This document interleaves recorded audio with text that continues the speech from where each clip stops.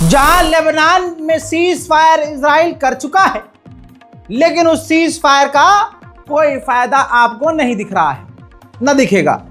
अब सीरिया में जो आपकी पसंदीदा सरकार आई है, चूड़ीदार सरकार, जोलानी सरकार, जो अब राष्ट्रपति बन चुका है, राष्ट्रपति ऑफिशियली बनने के बाद भी उसकी औकात नहीं कि इजराइल को दो लफ्ज कह सके। हजरात, हालात इतने खराब हैं कि लेबनान और सीरिया के बॉर्डर पर इजराइल ने खतरनाक बमबारी की है। यह मंजर आप देख लीजिए, सीरिया और लेबनान दोनों का ये विजुअल है जहां बॉर्डर पर इजराइल हमलावर है।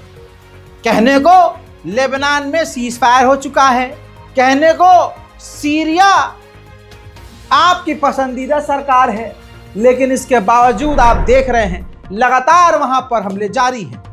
इजराइल को कोई फर्क नहीं पड़ता कि सीज फायर में क्या लिखा था, क्या एग्रीमेंट था। इसी वजह से दिल घबराता है कि इजराइल पर भरोसा किया जाए और जो गाजा और इजराइल की डील हुई है आगे वो फॉलो करेगा इजराइल।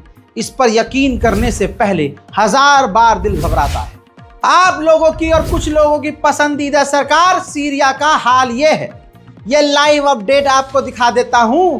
सीरिया के अंदर सीरिया के लोगों के मकानों में दिन दहाड़े इजराइल आग लगा रहा है, लेकिन उन लोगों को क्या ही फर्क पड़ेगा जो तालियां बजा रहे थे, जोलानी जोलानी जोलानी।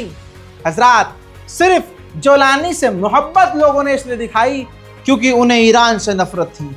आज ईरान जब और रशिया जब सीरिया से निकल गए तो सीरिया का हाल आपके सामने है। वहीं सीरिया में अमेरिका ने भी एयर स्ट्राइक की और जानकारी दी कि हमने अल-कायदा के एक आतंकवादी को कत्ल किया है। उधर कतर के अमीर खुद अपनी पूरी टीम के साथ अपने जेट, अपने खुद के जहाज के साथ सीरिया पहुंचे और सीरिया जब एयरपोर्ट पर उतरे तो जोलानी खुद लपक के पहुंचे थे। जी हाँ, जोलानी खुद उनका वेलकम करने के लिए पहुंचे थे क्योंकि भाई वो कतर के अमीर हैं और कतर अच्छा खासा बिजनेस सीरिया को दे सकता है और पैसा भी। जब पत्रकारों ने सीरिया के राष्ट्रपति जोलानी से पूछा कि ये जो किलिंग हो रही है ये कब खत्म होगी, कब कम होगी, तो जोलानी ने साफ कह दिया कि ये जो बशर अल असद के समर्थकों को ढूंढ ढूंढ कर मारा जा रहा है ये तो आम बात है और ऐसा अगले 2-3 सालों तक चलता रहेगा। बजाओ ताली दोस्तों। उधर एक और तुर्की की मिलिट्री डेलीगेशन सीरिया पहुंची, जिन्होंने सीरिया के मिलिट्री ऑफिशियल्स और जोलानी से मुलाकात की। तुर्की और सीरिया के बीच में बहुत कुछ पक रहा है क्योंकि सीरिया के जोलानी जो भी आज बने हैं वो अमेरिका, इजराइल और तुर्की की ताकत से ही बने हैं। हजरात, जब अमेरिका पर इजराइल ने प्रेशर बनाया कि माई बाप आप सीरिया से मत निकलिए, तो ट्रंप ने सफाई दी कि मैंने कब कहा कि हम सीरिया से निकल रहे हैं। मैंने ये कहा कि सीरिया में हमारा कोई काम नहीं है। सीरिया पूरी तरह से तबाह है, उसको बनाने में, उसको उजाड़ने में हमारा कोई रोल नहीं है, ना हमारा वहाँ कोई काम। एक बड़ी खबर फिर आ रही है जहां सीज फायर का ऐलान हुआ है। लेबनान और इजराइल के बीच एक तरफा सीज फायर है। ये तस्वीर देखिए, एक बार फिर से इजराइल ने लेबनान पर बमबारी की है। उधर इजराइल ने लेबनान पर अपने आप को बचाने के लिए बहाना बनाकर कहा कि लेबनान की तरफ से हमारी तरफ एक ड्रोन आ रहा था जिसे हमने मार गिराया। माइक पोम्पियो और जॉन बोल्टन अमेरिका के इतिहास के पिछली सरकारों के ये मेन नाम और चेहरे रहे हैं जिन्होंने ईरान के खिलाफ खतरनाक कार्रवाइयां की थी। इनकी जान को खतरा देखते हुए इनको स्पेशल सिक्योरिटी दी गई थी। ट्रंप ने वो स्पेशल सिक्योरिटी इन लोगों से छीन ली है। हजरात, मिडिल ईस्ट स्पेशल रिपोर्ट में आगे बता दूं कि ईरान ने साफ कहा है कि अगर वेस्टर्न देश न्यूक्लियर टॉक के लिए सीरियस हैं तो हम भी बातचीत के लिए तैयार हैं। हजरात मोहतरम, ये तस्वीर इजराइल और यहूदियों के पीछे आग लगा सकती है। ये तस्वीर देखिए, कतर के अंदर ईरान के विदेश मंत्री ने हमास के तमाम बड़े लीडरों से मुलाकात की है। हमास ने ईरान को शुक्रिया भी अदा किया और ईरान ने वादा किया कि हमेशा की तरह ईरान हमास और फिलिस्तीन के साथ रहेगा। उधर इजराइल ने वार्निंग दी है कि ईरान हिजबुल्लाह को एयरपोर्ट यानी हवाई रास्ते से हिजबुल्लाह को पैसा यानी मदद पहुंचा रहा है। उधर डोनाल्ड ट्रंप के एनवॉय ने भी कंफर्म कर दिया है कि गाजा रहने लायक नहीं रहा है और उसको दोबारा से बनने में 10-15 साल लग जाएंगे।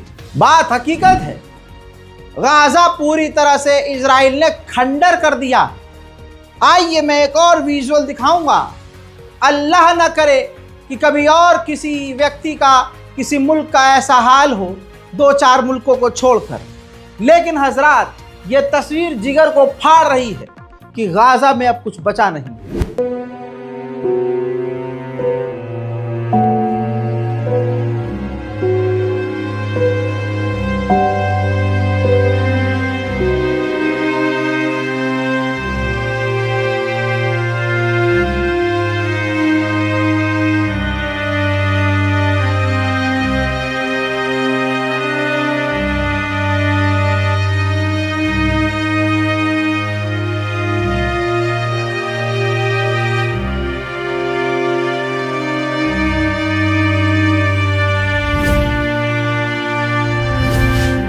हस्बी अल्लाह व निअमल वकील।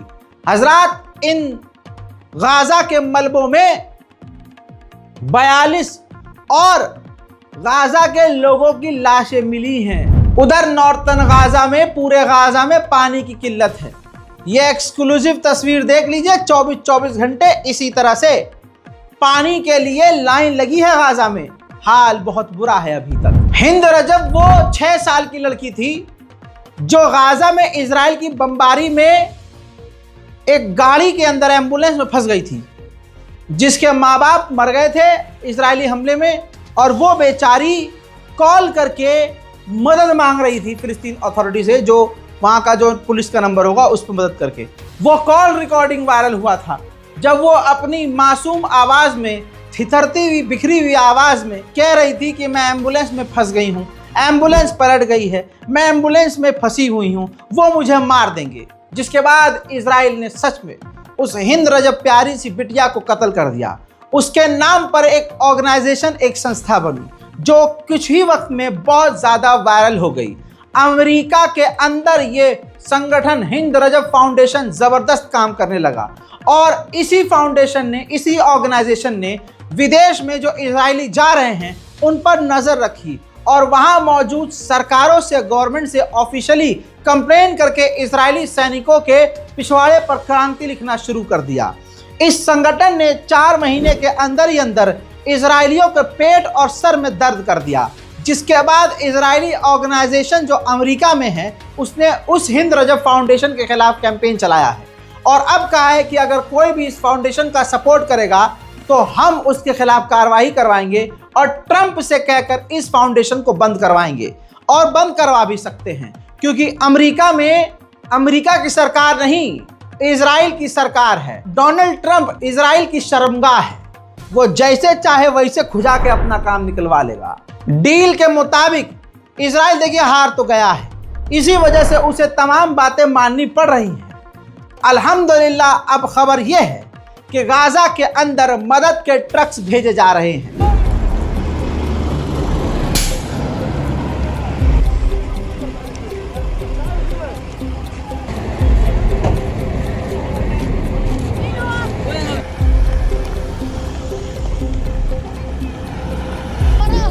फिलिस्तीन के प्रधानमंत्री ने कहा कि हमारा प्लान है कि हम अमेरिका और सऊदी अरब की मदद से गाजा और फिलिस्तीन को दोबारा बनाएंगे और इसी तरह से फिलिस्तीन अथॉरिटी काम करती रहेगी और 2 स्टेट सॉल्यूशन के बाद और सब कुछ ठीक होने के बाद गाजा को फिलिस्तीन अथॉरिटी ही चलाएगी। अयाल ज़मीर याद रखिए, आज अपडेट कर लीजिए। अयाल ज़मीर नाम का ये इजराइल का सैनिक अब इजराइल का army chief of staff.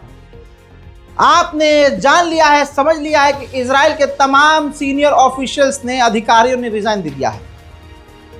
Israel का पूर्व आर्मी चीफ भी डर के मारे रिजाइन करके भाग गया। अब ये एयाल या एजाल 2 नाम चल रहे हैं। ज़मीर इनका नाम है, मुसलमान मत समझिएगा, ये इजराइल का जो व्यक्ति है फौजी, ये अब आईडीएफ का चीफ है और नेतन्याहू का अंधभक्त है। हजरात, इस रिपोर्ट को खूब शेयर कीजिए। मिडिल ईस्ट स्पेशल रिपोर्ट में अभी तक के लिए इतना ही। जय हिंद।